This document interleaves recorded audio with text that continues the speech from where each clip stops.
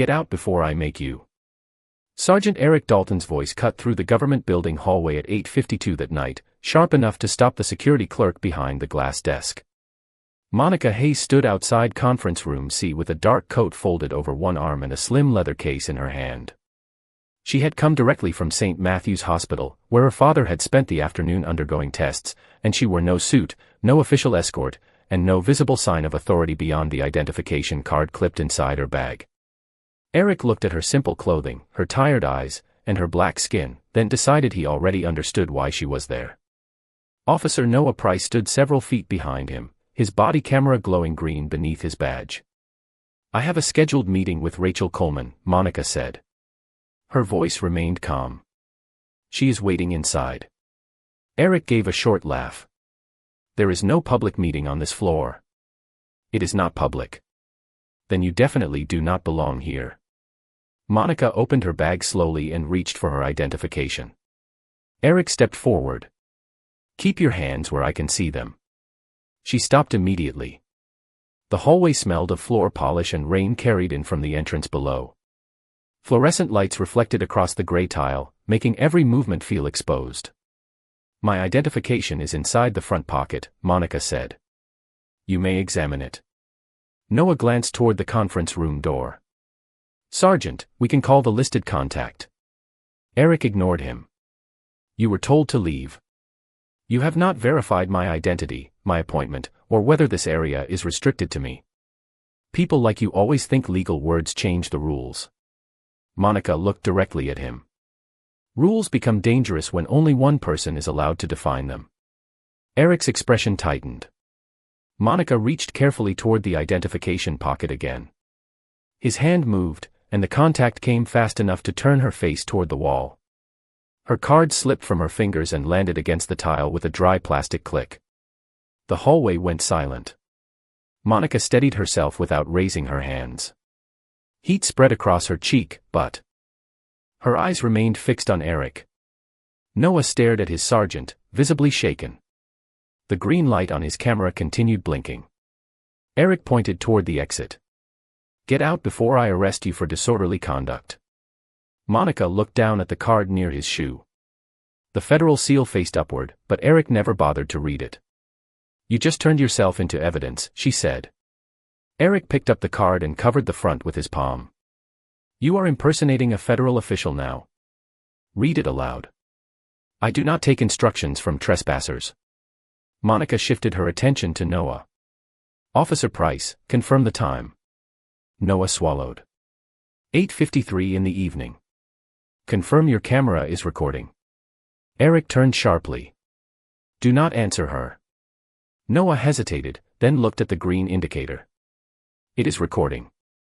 Monica nodded once. "Then record that I asked to have my identification verified, requested my scheduled contact, and did not resist." Eric stepped closer, trying to force anger from her. Southwest He could place it inside a report later. Monica understood the trap. She kept her breathing slow and read the hallway around her like a document. Camera 4 above the elevator, camera 7 over the conference door, Eric's badge number, Noah's nameplate, the security clerk watching through the glass, and Marcus Bell, a black night guard standing motionless near the stairwell. Behind conference room C, Rachel Coleman was supposed to be meeting a confidential police witness willing to expose altered reports and missing body camera files. Eric did not know Monica had signed the preservation order that morning. He did not know a recorder inside her coat had been running since she entered the building. He only knew he wanted her gone before anyone important saw her. Monica looked at the closed conference room door. From inside came the scrape of a chair, then hurried footsteps moving away from the meeting table. The witness had heard everything. And now he was leaving. The handle on conference room C moved once, then stopped. Someone inside had reached the door and changed his mind.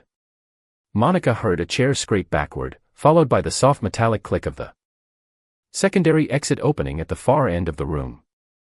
Rachel Coleman called out from inside, but the witness was already moving through the service corridor. Eric did not understand what the sound meant. Monica did. Months of careful preparation were slipping away because one officer had decided her face mattered more than her identification. "Officer Price," she said, Contact the person listed on my card before anyone leaves this floor. Eric tightened his grip on the identification. She is not directing this scene. Noah looked toward the conference room, then toward the card hidden beneath Eric's hand. Sergeant, we should verify it. We should remove her. Eric stepped between Monica and the door. The heat in her cheek had settled into a steady pulse, but she refused to touch it. Any movement could become another sentence in a false report. Her recording device remained active inside her coat, capturing every voice, every order, and the faint footsteps fading behind the wall. My meeting was scheduled for 8:45, Monica said. Rachel Coleman is authorized to confirm it. Anyone can memorize a name. Then call her. Enough. Eric turned to Noah. Write that she attempted to enter a secure meeting without credentials and became confrontational when challenged. Noah stared at him. She offered credentials. The card appears fraudulent. Monica's eyes moved to the federal seal still visible between Eric's fingers. You have not examined it. I have seen enough. That sentence told her more than he intended. Eric did not want verification. Verification would place facts beyond his control. Monica glanced toward Marcus Bell near the stairwell. The night guard had not moved, but his right hand rested beside the security console mounted on the wall. A small blue indicator glowed beneath his fingers. He was preserving something. Eric noticed Monica looking at him. Security, open the ground floor exit. Marcus answered carefully. The elevators are in normal operation, Sergeant. That was not what I asked. No, sir. Eric took one step toward him. Marcus held his ground. The hallway cameras are recording, he said. Building policy requires an incident number before footage can be restricted or removed. Eric's expression changed. Who told you to mention footage? Nobody. Marcus looked at Monica, then back at Eric. I heard her request preservation. Noah shifted closer to the wall camera. He is right. We need to create an incident entry. Eric lowered his voice. Both of you need to remember who supervises this floor tonight. Monica studied the three men. Eric had authority. Noah had a camera. Marcus had access to the building system. Only one of them was using power without fear. From the conference room, Rachel finally opened the door. She was a compact woman in a navy suit, carrying a federal case folder. What is happening? Eric answered immediately. We intercepted a woman attempting to access your secure meeting with false identification. Rachel looked at Monica. Her face went still. That woman is expected. Eric hesitated. You know her? Yes. Rachel stepped into the hallway. Return her credentials. The order was quiet, but it carried more force than anything Eric had said. He looked at the card for the first time. Monica watched his eyes move across the photograph, the seal, and the words United States Department of Justice. His jaw tightened. The title beneath her name was partly covered by his thumb. This could still be fraudulent, he said. Rachel opened her folder and removed the meeting roster. Her name is first on the authorization list. Noah leaned slightly to see the card. Eric pulled it closer to his chest. The meeting is already compromised, Monica said. Rachel looked toward the room behind her. The witness left through the service exit. Can you reach him? His phone is off. Eric tried to return control to his voice. Then perhaps there was never a legitimate witness. Monica looked at him. You seem unusually relieved. The hallway became silent again. Eric's phone vibrated inside his pocket. He checked the screen, turning away too late. Noah saw the message. So did Marcus. It came from Deputy Chief William Grant. Keep her away from the meeting. Destroy the hallway footage if necessary. Eric locked the screen at once. Monica's recorder continued running. Beneath her coat. She held out her hand. Return my identification. Eric did not move. Now, Rachel said. He placed the card in Monica's palm, but his eyes remained cold. You still need to leave while we determine what happened. Monica clipped the card inside her bag. No, Sergeant. What happens next is that every recording on this floor is preserved. Marcus touched the security console. Already done. A confirmation light turned green. Eric looked toward the camera above them. For the first time that night, he understood that the hallway was no longer his to rewrite. Marcus removed his hand from the security console, but the green confirmation light remained steady. The hallway footage had been copied to a protected building archive, and the original files were locked against ordinary deletion. Eric looked from the camera above the elevator to Marcus, calculating how much authority he still possessed. "You had no permission to preserve anything," he said. Marcus kept his voice even. "Building policy requires preservation after an allegation involving force, disputed access, or official misconduct. I decide whether misconduct occurred. Not when you are part of the incident." Noah lowered his eyes for a moment. He had heard those words in training, yet he had watched Eric ignore them many times. Monica noticed the conflict passing across his face. He was not innocent, but he had not completely surrendered his judgment either. Rachel stepped beside Monica and examined the identification card for damage. "The witness was frightened before tonight," she said quietly. "He believed someone inside the department had discovered the meeting." Monica looked toward the service corridor. "Then this was not an accident." Eric gave a cold smile. "You are building a conspiracy because a nervous person walked away." "Your phone received a message telling you to keep me away from this room," Monica said. Eric's smile disappeared. "You did not see my screen." "Officer Price did." Noah looked up sharply. Eric turned toward him. "You saw nothing relevant to this incident." Noah said nothing. The silence answered for him.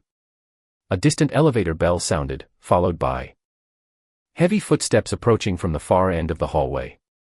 Deputy Chief William Grant appeared in a dark overcoat, moving with the confidence of someone accustomed to entering every room as the highest authority present. He was in his late 50s, silver-haired, carefully composed, and visibly irritated. "Why is this floor still open?" he asked. Eric straightened immediately. "We had an unauthorized access attempt." Grant's gaze moved to Monica, then to Rachel, then to the green preservation light on the console. His expression changed only slightly, but Monica saw recognition beneath the control. He knew who she was. "There has been a misunderstanding," Grant said. "The building received a security warning this afternoon." Sergeant Dalton acted with caution. Monica studied him. "What warning?" "A general concern regarding confidential meetings." "Document number?" Grant paused. "It may not have been formally entered yet." "Who issued it?" "That is an internal matter." Rachel opened her case folder. This meeting was protected under a federal witness protocol. No local security warning was reported to our office. Grant looked at Eric, and for one brief second their confidence depended on each other. "Then we should resolve this privately," Grant said. "The hallway should be cleared, and all recordings should remain under department control until we understand the circumstances." Marcus shook his head. "The building archive is independent of the police department." Grant's eyes hardened. "You are a contracted guard. I am also the employee responsible for evidence retention on this shift." Monica heard the quiet courage beneath his words.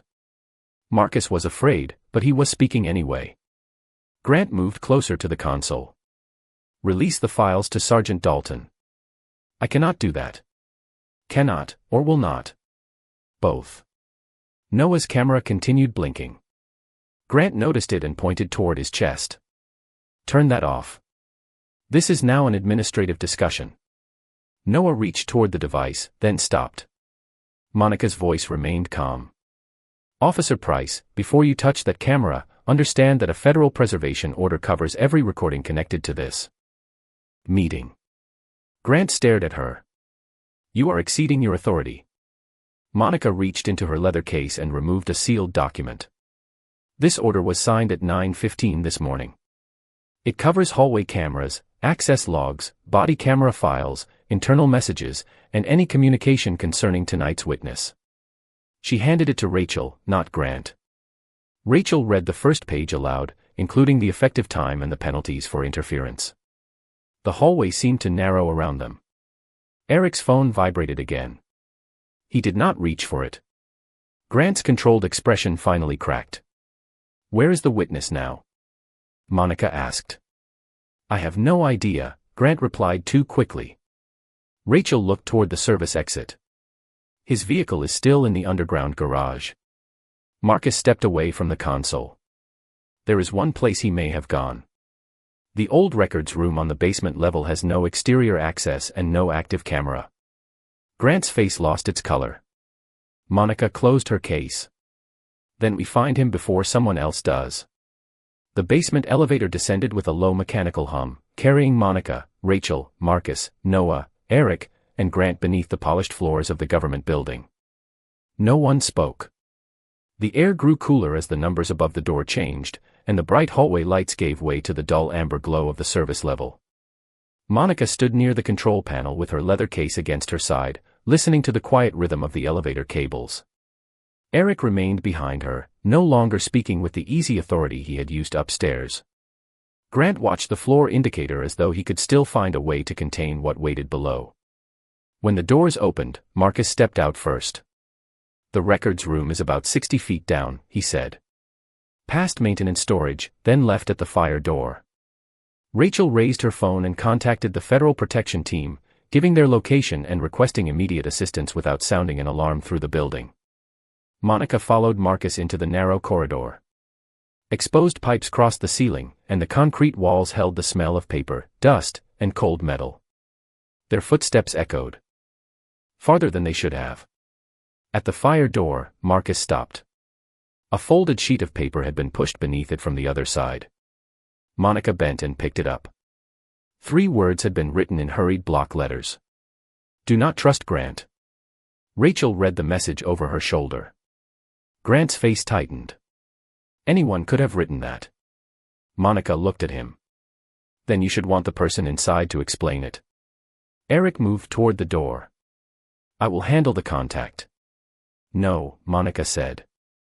"You are named in the investigation, and the witness may believe you are here to intimidate him." Eric's voice sharpened. "I am still the ranking officer present. Your rank does not override a federal preservation order." Noah looked between them, then stepped away from Eric. It was a small movement, less than 2 feet, but it changed the shape of the group. Monica noticed. So did Grant. Rachel called through the door. "This is Special Investigator Rachel Coleman. Monica Hayes is with me. No one will enter unless you agree." For several seconds, there was only the hum of the ventilation system. Then a man answered from inside. "Is Dalton there?" Eric's jaw tightened. Rachel replied, "Yes, but he will remain outside." "And Grant?" Monica spoke before Rachel could answer. "He is here. He does not control this conversation." The silence returned. Monica could hear her own breathing and the faint movement of paper behind the door. "I need proof it is really you," the man said. Monica removed the meeting authorization from her case. "At 7:12 this morning, you sent Rachel a photograph of a torn blue evidence seal. You wrote that the original report had been replaced 3 days after the arrest. Only 3 people received that message."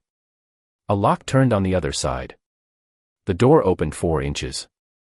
A white officer in his early 40s stood behind it, pale with exhaustion, his uniform shirt wrinkled and his hands empty. His nameplate read Thomas Reed. "They knew about the meeting," he said. "Grant called me before I left the precinct. He told me my pension would disappear if I walked into that room." Grant stepped forward. "Thomas, you are confused and under stress." Reed immediately tried to close the door. Monica placed no hand against it. She simply stood where he could see her. "You decide whether we enter," she said. "Not him." Reed kept his eyes on Grant. "He made me change 3 reports. Dalton brought the drafts. The body camera times did not match, so they ordered the files marked corrupted." Eric shook his head. "That is not true." Noah's face changed. "The files from the Jefferson Avenue stop." Reed looked at him. "And 7 others." Noah went still. Monica saw recognition settle into his expression. He had been present for at least one of them. Rachel opened the door only after Reed stepped back and gave permission. Inside, Old file boxes filled metal shelves from floor to ceiling. Reed had placed a thick envelope, a flash drive, and several printed access logs on a table. "These are copies," he said. The originals were altered. Grant turned toward the corridor. Marcus moved in front of the fire door, not threatening him, only refusing to step aside. "The federal team is on the way," Marcus said. Reed pointed to the access logs. Grant entered evidence storage after midnight on 4 separate dates. Dalton signed him in. Eric looked at Noah. "Do not say a word." Noah stared at the green light on his body camera. His voice was quiet when he finally answered. "It has recorded everything since upstairs." Grant's control broke. "Turn it off." Noah looked directly at him. "No." Monica opened the envelope and saw photographs of altered reports, complaint numbers, and names she recognized from months of unanswered files. The incident in the hallway had not created the corruption. It had exposed the people who believed they could continue it. Somewhere above them, the building remained quiet and orderly. Down in the records room, the system had begun speaking through the evidence it had tried to bury. The Federal Protection Team arrived 9 minutes later, their footsteps echoing through the basement corridor before 2 investigators entered the records room and secured the door. Rachel handed them the preservation order, then pointed to the envelope, the flash drive, and the printed access logs on the table. Monica remained beside Thomas Reed while he explained how complaint files had been changed after supervisors reviewed them. He spoke carefully, as if each sentence had to cross years of fear before reaching the room. Eric stood near the shelves with his arms lowered, watching the evidence move beyond his control. Grant demanded to call department counsel. Rachel told him he was free to request an attorney but could not touch any device, file, or witness. Noah's body camera continued recording. "Officer Price," one investigator said, "do not stop that recording until we transfer it." Noah nodded. Eric turned toward him. "You are destroying your career for people who will forget your name." Noah looked at the green light beneath his badge. "I started destroying it every time I stayed quiet." The words landed without anger. Thomas opened one of the boxes and removed a folder labeled Jefferson Avenue. Inside were 2 versions of the same report. The first described a cooperative black motorist who had asked why he was being detained. The second claimed the men had behaved aggressively and forced officers to escalate the encounter.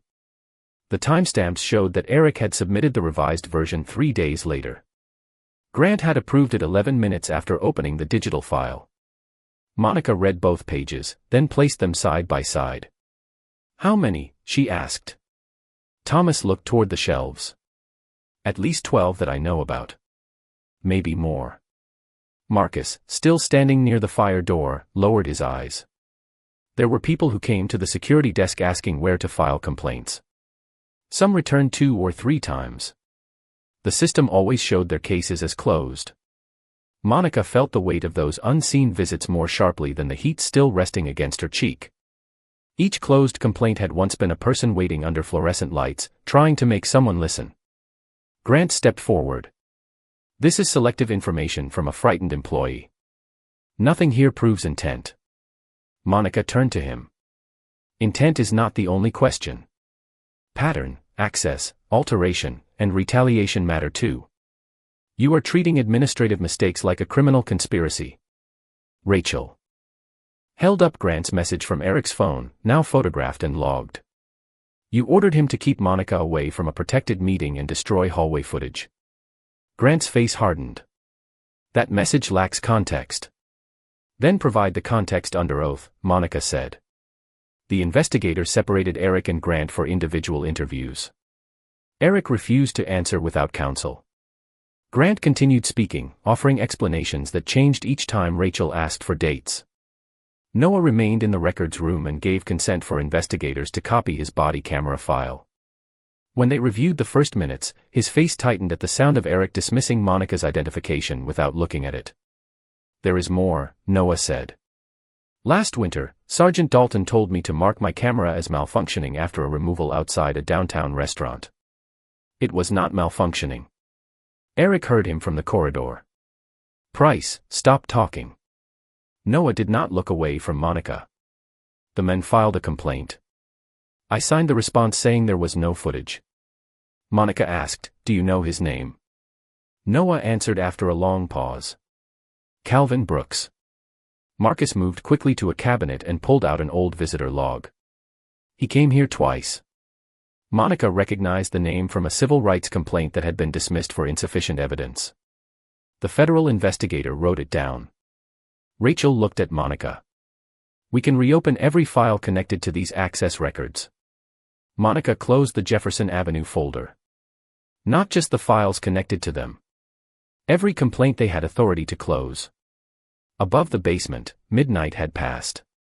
The meeting Monica came to attend had failed, but the witness was safe, the evidence was preserved, and the silence that protected Eric and Grant had begun to break.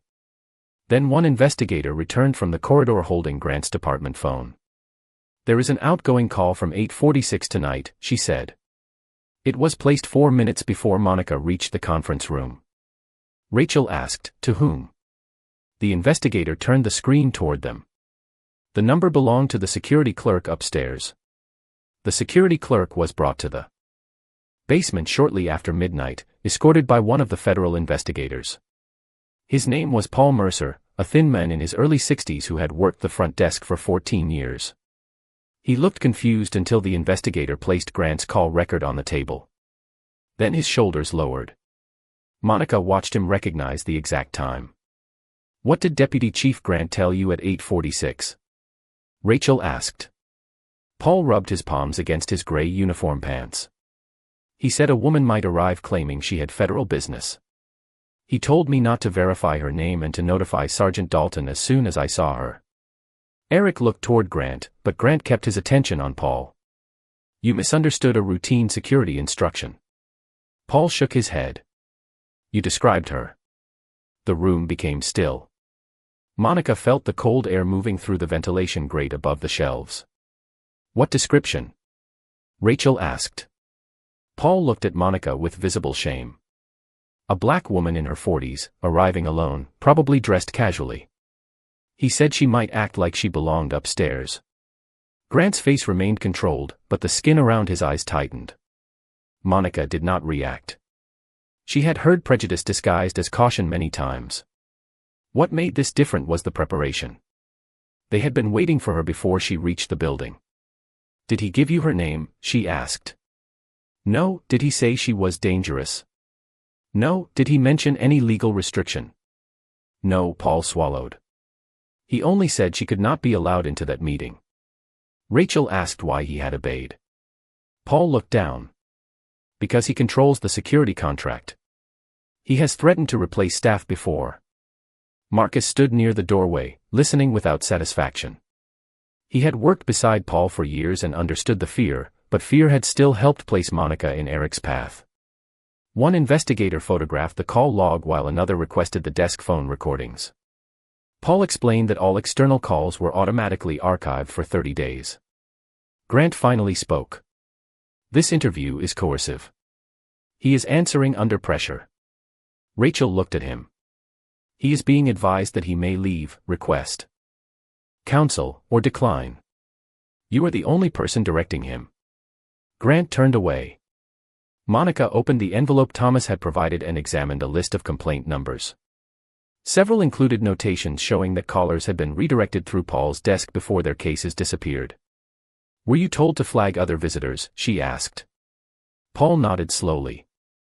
"People asking about officer complaints. Mostly black visitors. Sometimes attorneys. Sometimes family members." Marcus closed his eyes for a moment. "How long?" "Almost 2 years." Eric shifted near the shelves. "Front desk notes do not prove police misconduct." Thomas answered from across the room. "No, but altered reports do. Missing video does. Retaliation does. And now we have advance instructions to block the prosecutor overseeing the investigation." Eric stared at him. "You think they will protect you after this?" Thomas looked at Monica, then at Rachel. "I do not know. But I know what protecting you cost everyone else." The federal team separated Paul for a formal recorded statement. Rachel then asked Monica to step into the corridor. The basement was quieter there. A single amber light reflected against the concrete floor, and the building pipes clicked softly as heat moved through them. "Your father called twice," Rachel said. Monica looked at her phone. 2 missed calls from St. Matthew's Hospital waited on the screen. For the first time that night, her official calm weakened. "Did he leave a message?" "He said he was awake and wanted to know whether you had eaten." Monica pressed the phone against her palm. Her father had spent decades telling her that dignity was not something another person could grant or remove. Tonight, she had repeated that lesson with every measured breath. She called him and spoke quietly for less than a minute. She told him she was safe. She did not tell him everything. When the call ended, Marcus approached carrying a paper cup of water and a clean white towel.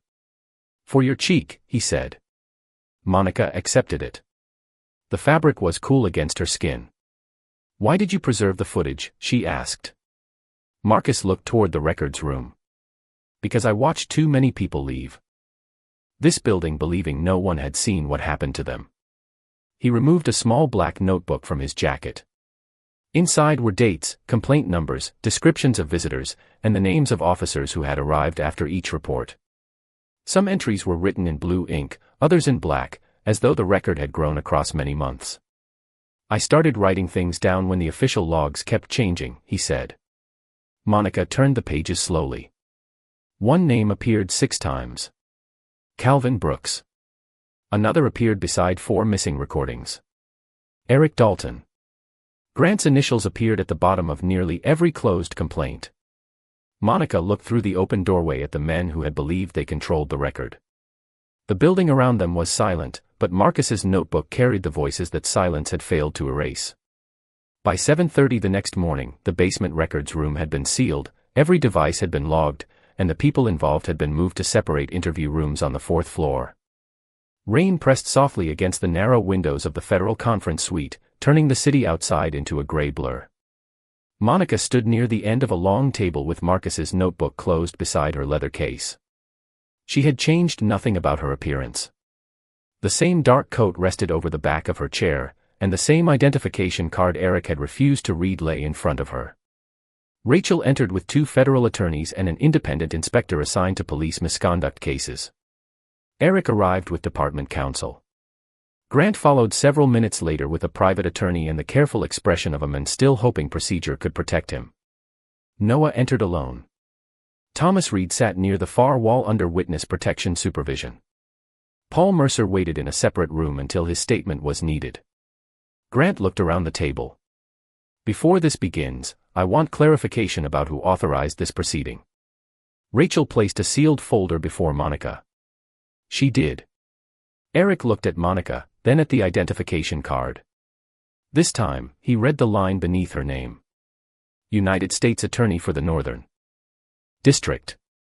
The color drained from his face. Grant remained still, but his fingers tightened around the edge of his chair. Monica did not enjoy the moment.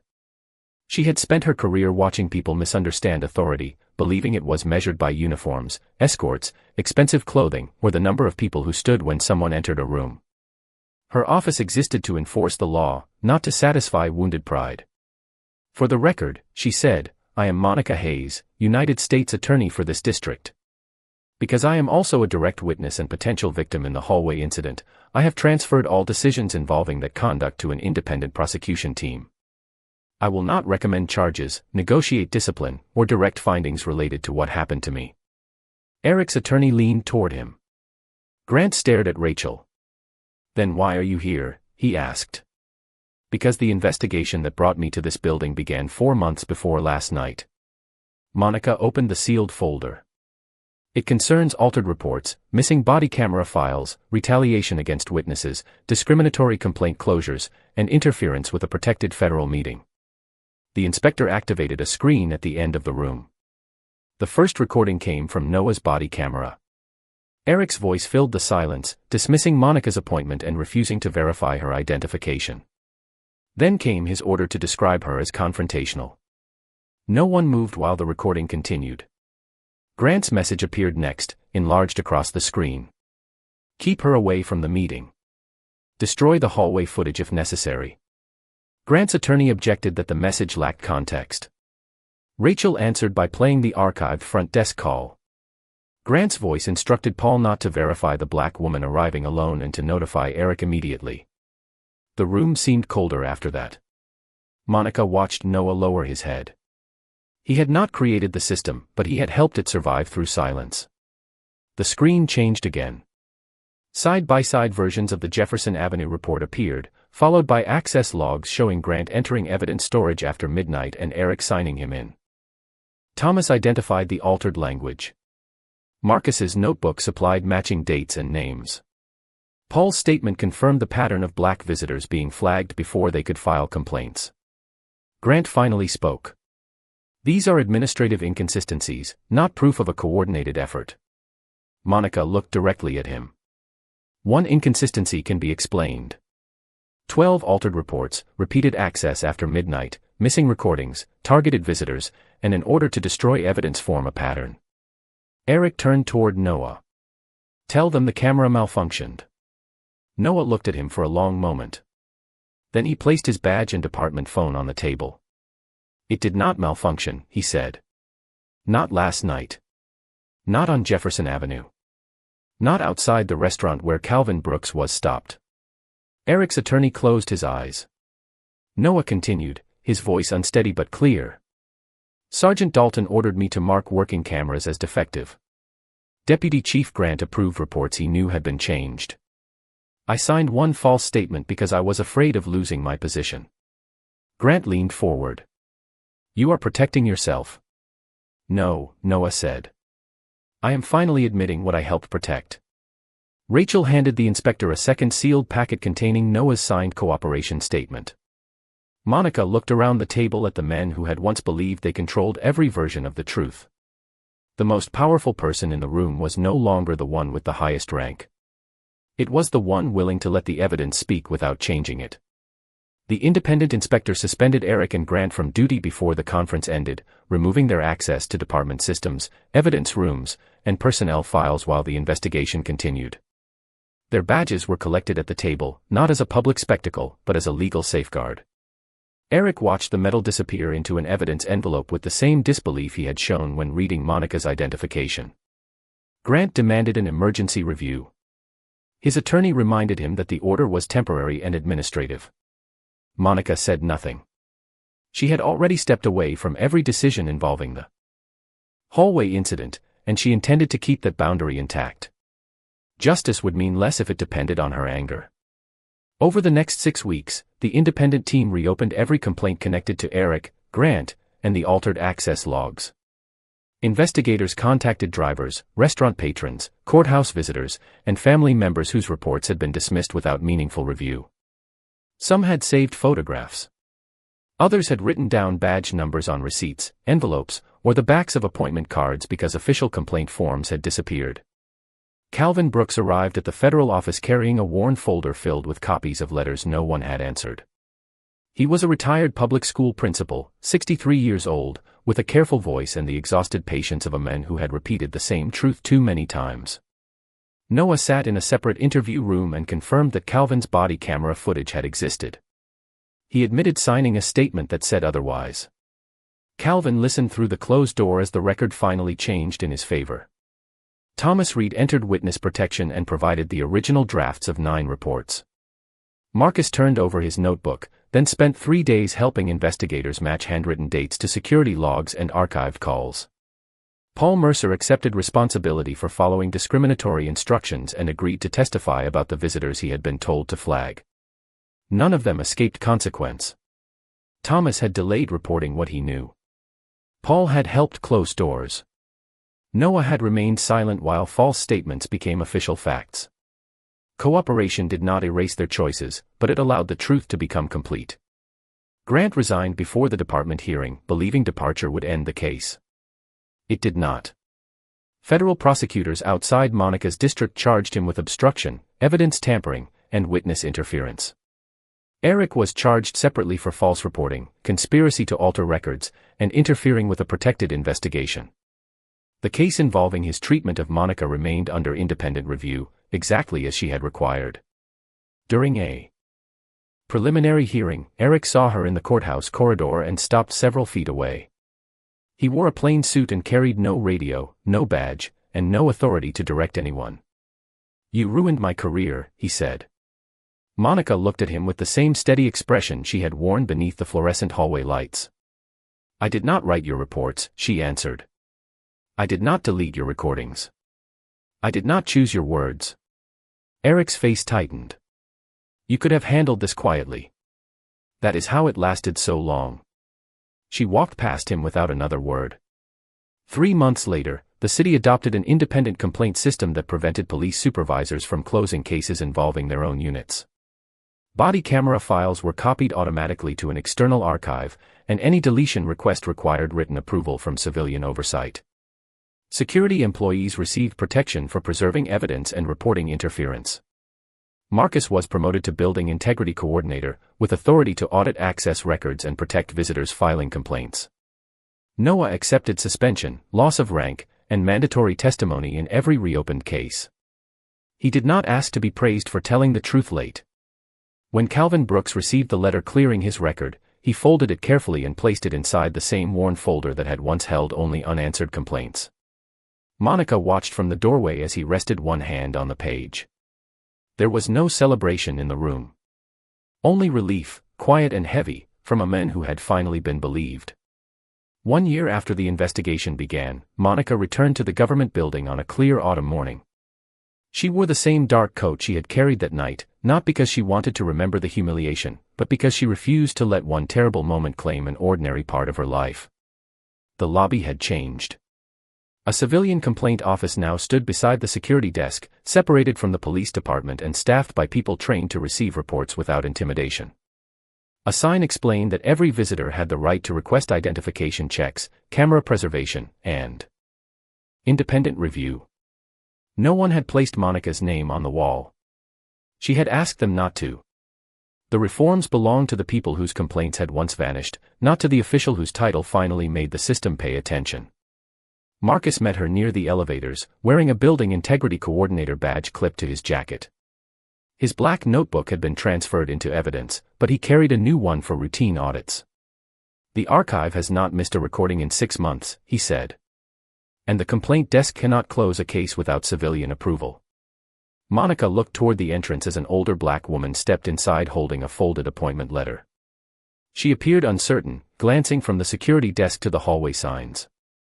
A newly trained guard left his chair and approached slowly, keeping his hands visible and his voice respectful. He read the letter, confirmed the office, and offered to walk her to the correct elevator. He did not question why she was there. He did not decide that her confusion meant she did not belong. Monica watched the doors close behind them. That quiet exchange carried more meaning than any press conference. Eric had lost his position after the disciplinary process confirmed repeated false reporting and evidence interference. Grant later entered a guilty plea to obstruction and witness tampering, ending the career he had once believed was protected by rank. Noah completed his suspension, testified in every reopened case, and returned to duty without supervisory authority. He worked under external review and spoke honestly during training sessions about the damage caused by obedience without courage. Thomas began a new assignment in another district after cooperating fully. Paul retired from security work, but before leaving, he wrote personal apologies to several visitors he had helped turn away. Some accepted them. Others did not. Accountability did not require forgiveness. Calvin Brooks received a formal public correction, financial compensation, and a written acknowledgement that his complaint had been truthful from the beginning. When Monica visited him, he showed her the cleared record inside his worn folder. "I thought justice would feel louder," he said. Monica looked at the single page beneath his hand. Sometimes justice is simply the truth being allowed to stay written. She understood that no policy could remove prejudice from every heart. Cameras could preserve facts, independent offices could protect complaints, and laws could punish misconduct, but institutions still depended on ordinary people deciding whether fear would silence them. Marcus had chosen to preserve the footage. Thomas had chosen to return. Noah had chosen to speak after years of hesitation. Monica had chosen not to use her power for revenge. Their choices had not erased the harm, but they had stopped the harm from remaining invisible. Before leaving, Monica walked through the hallway outside Conference Room C. The fluorescent lights were the same, but the security camera above the door now displayed a steady green indicator connected to an independent archive. She paused where her identification card had fallen. No mark remained on the floor. Beyond the glass doors, sunlight spread across the steps, warming the stone that had been cold beneath the rain that night. Monica breathed in, then continued toward the exit. The guard at the desk wished her a good morning without recognizing her. She thanked him and stepped outside. Behind her, another visitor entered and was welcomed with the same respect. That was the lesson the building had finally learned: dignity should never depend on status, clothing, race, or the discovery that the person being mistreated holds greater power than expected. But one question remained for everyone who heard what happened there: would the truth have mattered as much if Monica had been an ordinary woman with no title at all?